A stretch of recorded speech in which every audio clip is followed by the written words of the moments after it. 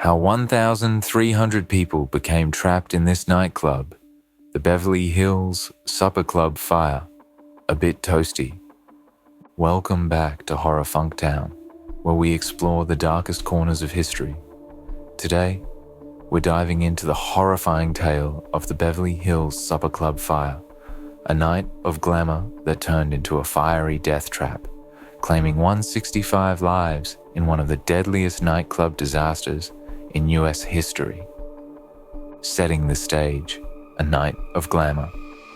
Picture this: Memorial Day weekend, 1977. The Beverly Hills Supper Club in Southgate, Kentucky was the place to be.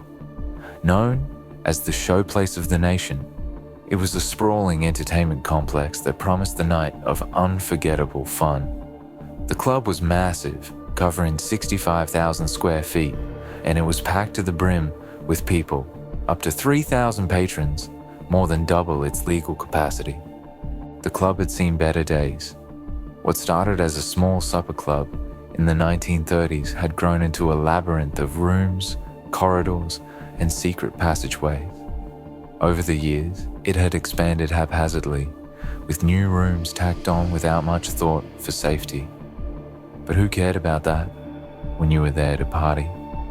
Unfortunately, the club's management seemed to have the same attitude, neglecting crucial safety measures that would soon prove fatal. The night of the fire, a perfect storm of negligence.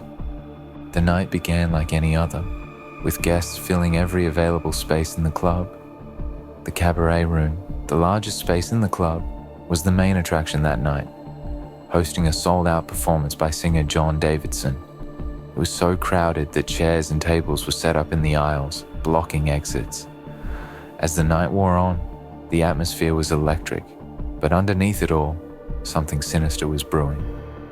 At around 8:30 p.m., guests in the Zebra Room, a smaller event space within the club, began noticing something strange.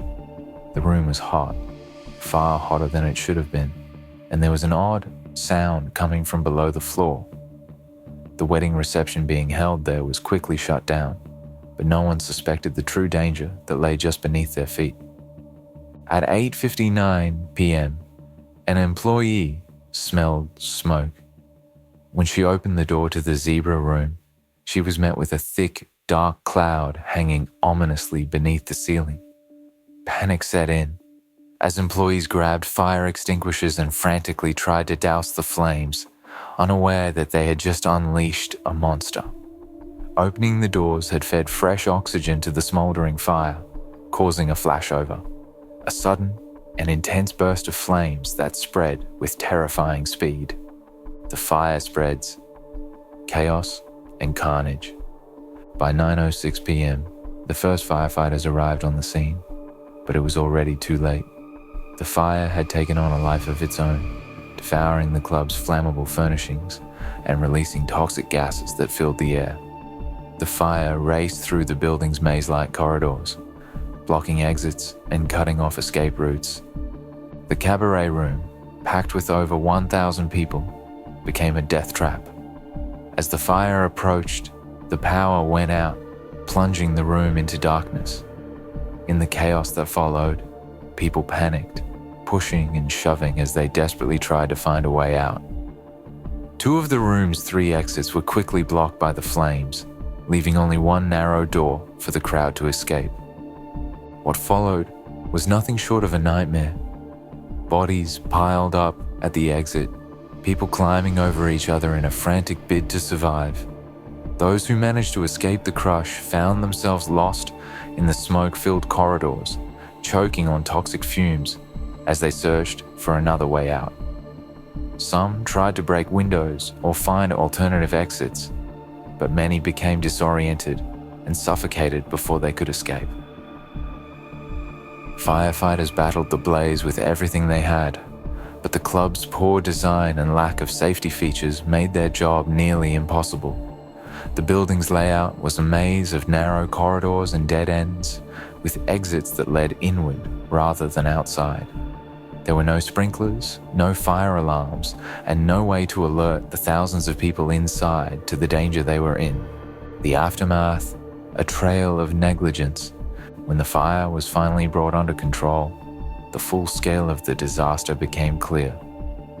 A total of 165 people lost their lives that night, with most of the victims found within 30 feet of an exit.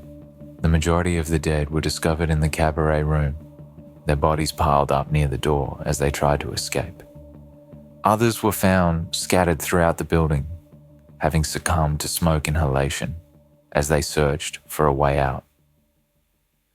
The investigation that followed revealed a shocking level of negligence.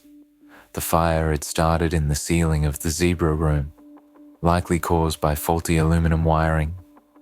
The building's architect was found to be unlicensed, and the club had numerous safety violations, including overcrowding and a complete lack of emergency preparedness. But was it really just a case of negligence, or was something more sinister at play? A darker theory. Was it arson? In the years following the fire, rumors began to circulate that the blaze had been deliberately set. Some employees claimed to have seen suspicious activity on the day of the fire, and there were reports that the club's owner had received a threatening letter warning of arson that very night. The building was demolished almost immediately after the fire, destroying crucial evidence that could have supported these claims. Despite these suspicions, official investigations were abruptly shut down without a full public trial, leaving many questions unanswered. The victims' families, however, refused to let the matter rest. In a groundbreaking move, they filed the first class action mass tort lawsuit in US history, targeting not only the nightclub, but also the aluminum electrical wire industry.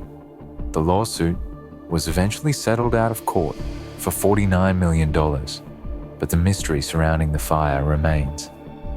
A lasting legacy. In the wake of the Beverly Hills Supper Club fire, significant changes were made to fire safety codes, including mandatory sprinklers, smoke alarms, and voice alert systems. Aluminum wiring was also banned in new construction projects, ensuring that the same tragedy would never happen again. Today, a statue and 2 crosses stand watch over the site where the club once stood, a haunting reminder of the night that claimed 165 lives. It was a night of glamour turned into a nightmare, a story of negligence, greed, and possibly even murder. And as we leave Horror Funk Town, we're left wondering, how many other places like this are out there, just waiting to become the next tragic headline? Thanks for watching Horror Funk Town. If you found this video interesting, please like, comment, and subscribe for more chilling tales from the dark side of history. Stay safe, and remember, sometimes the scariest places are the ones where you feel safest.